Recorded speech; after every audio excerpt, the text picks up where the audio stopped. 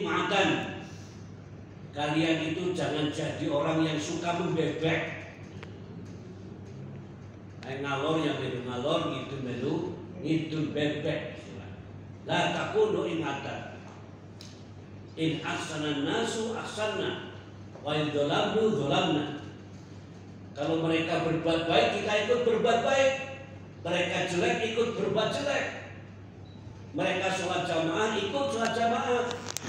Mereka ikut judi online, melu judi online. Kancane korupsi, melu korupsi. Gitu. Jangan. Wattidu anfusakum. Tapi kuatkanlah pendirian kalian. In ahsana nasu tuhsinu. Kalau orang itu baik, kalian harus baik. Wa in asa'u fala tudlamu. Kalau mereka berbuat kejelekan, jangan ikut. Itu kata. Ingat hadis Nabi seperti itu.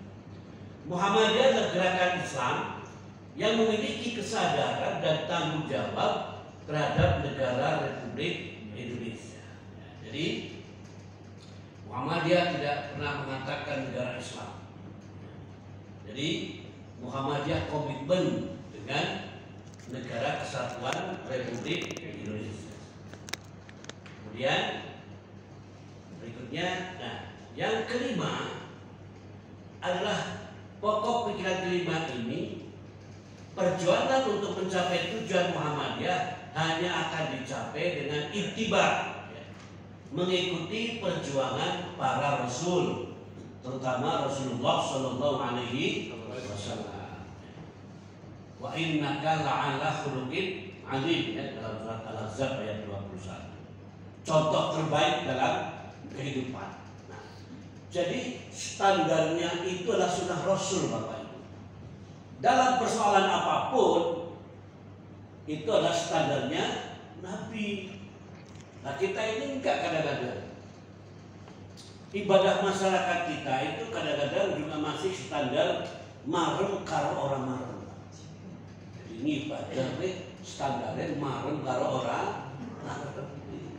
Saya pernah sholat jamaah maghrib. Begitu komat lampunya dimatikan, Pak. Nah, Pak takoni, Mas kok dari tempat ini? Iya, ben sholatnya khusyuk. Jadi ben sholatnya khusyuk, wis sholatnya petengan. Lah wis petengan, gue sholat karo merem. Kan kayak marem banget kan. Wis petengan sholatnya merem. Lah dilalak sing sholat wonge gudang sholat katon. Ini kadang-kadang gitu. Sholatnya karo merem petengan. Katanya apa? Marem. Nah, sholat kita itu standarnya bukan marem dan tidak marem. Saya pernah bimbing ibadah haji. Pagi-pagi saya lagi ngobrol dengan suaminya, tiba-tiba istrinya datang dari Masjidil Haram, cerita. Dan alhamdulillah, saya sudah bisa mencium Ka'bah. Wah, dengan puas sekali sampai menangis. Nah, suaminya itu yang bilang suaminya, Bu, ngambung Ka'bah kurang anak perintah. Ayo nambahi, angger ngambung bojone malah perintah. Loh, memang mencium Ka'bah ada perintahnya, gak ada kan? Tapi dia merasa bangga, merasa puas dengan mencium Ka'bah. Yang ada perintahnya adalah mencium Hajar Aswad. Kalau mencium Hajar Aswad itu ada perintahnya. Nah, masyarakat kita masih seperti itu. Maka perjuangan kita itu dicapai hanya dengan ittiba kepada Rasulullah Shallallahu Alaihi Wasallam, termasuk dalam ibadah. Ini ibadah kita kadang-kadang malah di masyarakat itu ada kok yang ngarang-ngarang ibadah. Kiai mani, ulama mani. Mungkin bapak-bapak pernah dengar sholat Rebo Kasar. Iya kan? Iya. Sholat Rebo Kasar itu sholat yang dilaksanakan pada minggu ketiga, hari Rabu minggu ketiga bulan Syawal. Sholatnya 4 rakaat, 2 rakaat, 2 rakaat. Setiap rakaat setelah Al-Fatihah itu membaca surat Al-Kautsar 17 kali. Kemudian Al-Ikhlas 5 kali. Kemudian Al-Falaq dan An-Nas. Berarti berapa kali membaca surat Al-Kautsar? 4 rakaat, 17 kali 4, 68 kali. Tahu dengan sholat 4 rakaat kadang-kadang telang kan? Ya, Yesus pinter doa 4 ya. Lah apa maning kon maca Al-Kautsar pipi tunas. Baru dia juga itu 10 tok kan? Ina 10 kan tekan ini sorry gitu. Itu sholat berbau kasar seperti itu Pak. Nah, tapi itu kan ceritanya kenapa? Katanya Allah pada hari itu menurunkan 3.000 bala bencana lebih di dunia ini. Maka untuk menolak bala, diadakanlah sholat berbau kasar. Kau Muhammad Jacapal macamnya anaknya sholat semesteran. Nah jadi nggak ngarang-ngarang sendiri, tapi Muktamar NU sudah mengharapkan sholat berbau kasar. Standarnya itu adalah Nabi, Rasul itu ya, bukan marem dan tidak marem. Setiap perjuangan perlu membaca pola dan strategi serta taktik perjuangan para Rasul, sehingga mengerti faktor-faktor yang menjadikan kemenangan dan atau kekalahan. Sehingga Pak, kita harus banyak membaca sirah Nabawiyah. Belajar sejarah. Wah, kita akan mengerti bagaimana strategi Rasulullah SAW dalam perang Badar. Bagaimana kenapa umat Islam kalah dalam perang Uhud misalnya. Pada waktu itu juga kita sudah cukup banyak jumlah tentara Islam. Nah jadi gitu. Nah disitulah ada strategi-strategi perjuangan yang luar biasa. Dalam Al-Quran juga banyak dijelaskan kisah-kisah strategi-strategi itu, sejarah-sejarah itu. Yang banyak misalnya kisah-kisah tentang asbabun nuzul dari sebuah ayat. Nah disitulah kita akan tahu, oh kenapa kok ayat ini turun ya. Itu strategi perjuangannya. Jadi bagaimana Islam, bagaimana Nabi itu sampai mengharamkan khamr dan judi, itu kan ada tahapan-tahapan. Sifat pokok perjuangan Nabi, ibadah, jihad, mengerahkan seluruh kemampuan, pengorbanan, ikhlas, penuh tanggung jawab, dan penuh kesabaran dan tawakal. Ini yang harus kita teladani ketika kita melakukan perjuangan, karena kita mengelola Muhammadiyah ini kan, Muhammadiyah sebagai, kita sudah komitmen Muhammadiyah ini sebagai media perjuangan kita. Jadi harus betul-betul apa yang kita lakukan ini ibadah. Bapak Ibu sekalian, Bapak-bapak, ketika kita ngurusi Muhammadiyah dengan niat ibadah kepada Allah, hanya karena Allah Subhanahu wa Ta'ala. Alhamdulillahirabbil alamin, segala puji bagi Allah, bukan milik kita. Pujian itu hanya milik Allah. Udahlah, kita nggak usah pikir-pikir, sering dicaci maki, sering dihina, sering dimarahi. Itu udah menjadi makanan pokok kita sehari-hari, sehingga kita tidak menjadi kader mutungan. Tumben tumbung, kowe kok kami jadi orang patut-patutan, kok kami kokak. Wah, langsung besok ada pengajian penyerahan pakaian kokak. Mutung surat kerja di kokam mani. Jadi kadang-kadang kita melihat ya orang-orang yang seperti itu.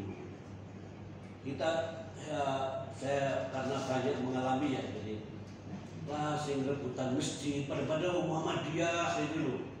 Siji melarang membaca Al-Quran lewat speaker, yang satu enggak, ini adalah merupakan syiar, kenceng banget lorone.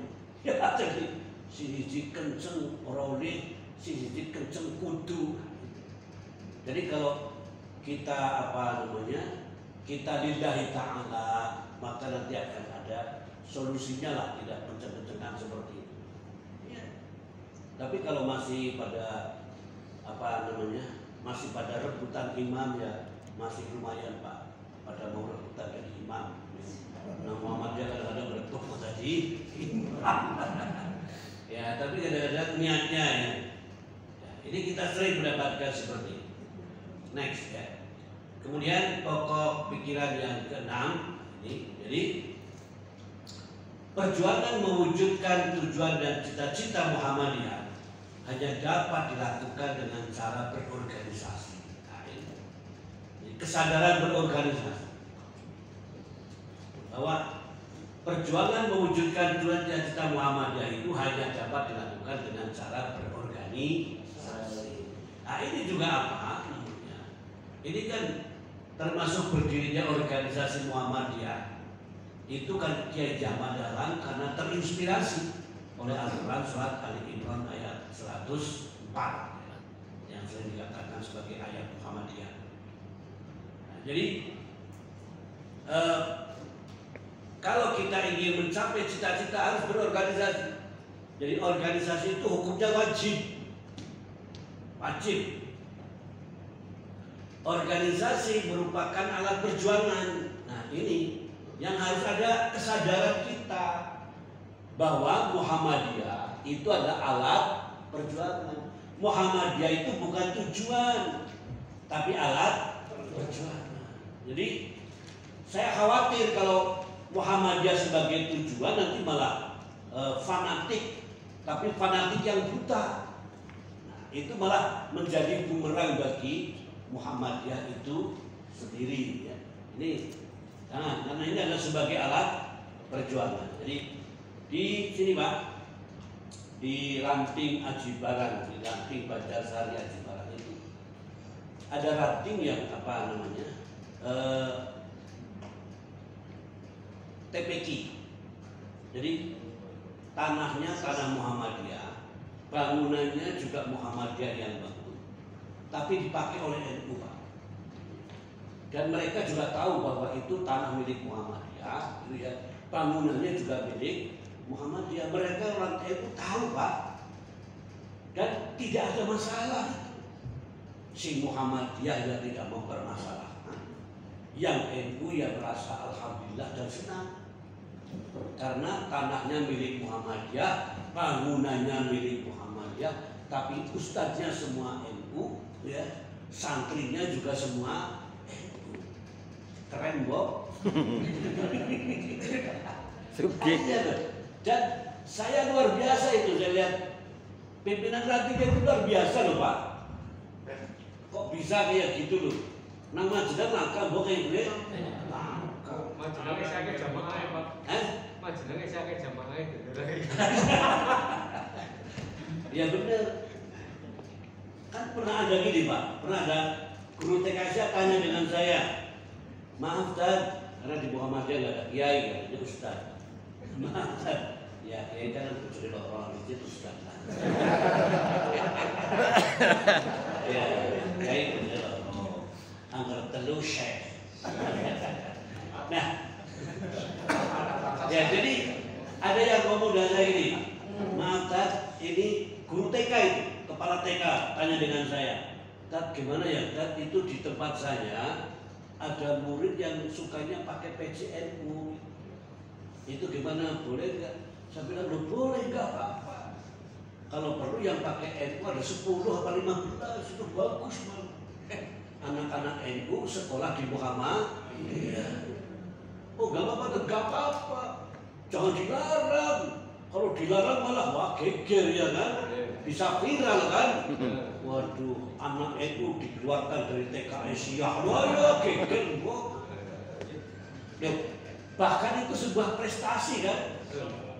Ngeri loh bapak-bapak kalau tidak ada NU loh. Nah ini 80% mungkin ya yang di kuliah di UMP kan orang NU kan. Itu bagus lagi, itu seragamnya HW, topnya NU Pak. Iya. Muridku. tanya dengan saya, boleh? Saya bilang boleh, jangan dilarang. Karena dia bingung sih, bingung kan dia kepriwe ya. Kemudian TKS ya, tapi presiden NU dilarang nang toko langkas tulisan Muhammadiyah, anaknya NU kabeh, iya kan? Nah, kan nang toko mana gak mau berarti presiden Muhammadiyah orang apa? Ya gak apa-apa lah. Jadi kita terbuka. Jangankan seperti itu kan, seperti di Kupang itu kan. UMK Unis Muhammadiyah Kupang itu kan 80% orang Kristen. Sampai terkenal Universitas Muhammadiyah Kupang, terkenal Universitas Muhammadiyah Kristen. Dan mereka juga enjoy nyanyi Sang Surya. Orang terubah-ubah. Jajar terubah ke priwit. Nah itulah. Jadi Muhammadiyah ini sebagai alat perjuangan zaman. Jenengan kalau terlalu fanatik nanti saya khawatir jenengan di surga malah kaget. Jadi kaget loh. Kawinnya tahlilan jadi bersuarga ya. Loh, kayak sholatnya langsung kubur ke bersuarga ya. Kagetan nanti di surga Pak. Ya jadi. Ya. Yang kedua, hukum berorganisasi untuk melaksanakan ajaran agama adalah wajib. Karena dengan berkelompok akan lebih mudah mewujudkan dan mengamalkan ajaran Islam. Ya, jadi itu. Makanya dikatakan wajib. Musyawarah sebagai dasar pengambilan keputusan dalam Muhammadiyah. Jadi prinsip musyawarah. Wasyura bainahum. Jadi prinsip musyawarah ini penting. Jangan sampai ada ranting yang tidak pernah musyawarah.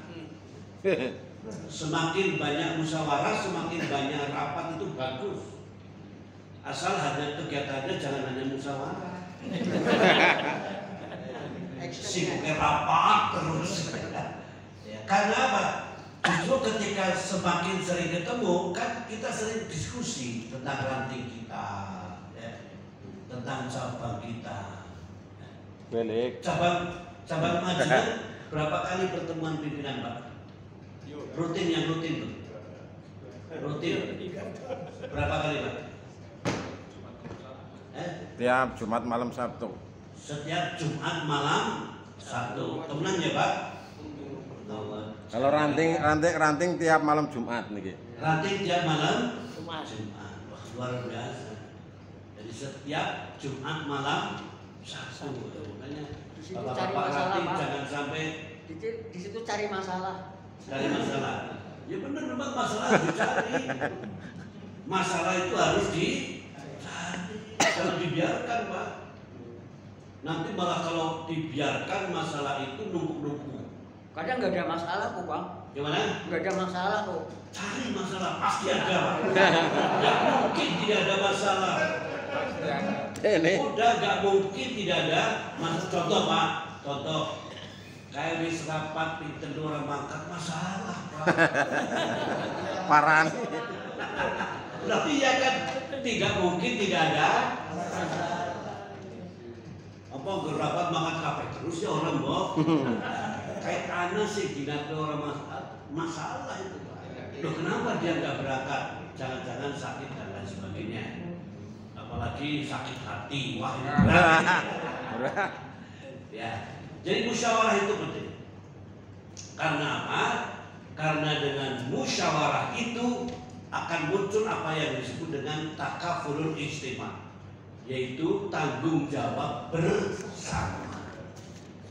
Tanggung jawab bersama. Hati-hati kalau musyawarah, rapat. Corona baik. Anak apa terus sih corona. Akan pada itu kadang-kadang. Nah ini harus hati-hati pimpinannya itu harus banyak musyawarah. Tugas pokok Muhammadiyah, dakwah Islam, amar ma'ruf ya, dan nahi anil munkar. Ya memang amar ma'ruf resikonya kecil, tapi nahi munkar resikonya besar. Makanya yang nahi munkar ini yang berat. Makanya kalau Muhammadiyah sudah tidak ada nahi munkar, wah itu amburadul Muhammadiyah. Justru Muhammadiyah itu harus berada di paling depan ketika nahi anil munkar. Makanya kita bersyukur ya ketika masalah apa namanya masalah laut sekarang ya, pagar laut. Nah masalah pagar laut kan Muhammadiyah juga ikut andil dalam persoalan ini. Pagar makan tanah, makan lautan. Itu Muhammadiyah di balik depan itu. Kemarin yang cerita malah Pak Nurah. Wah, ini hebat Muhammadiyah seperti itu. Aku batin jangan sih gawe pagar laut jadi anak Muhammadiyah.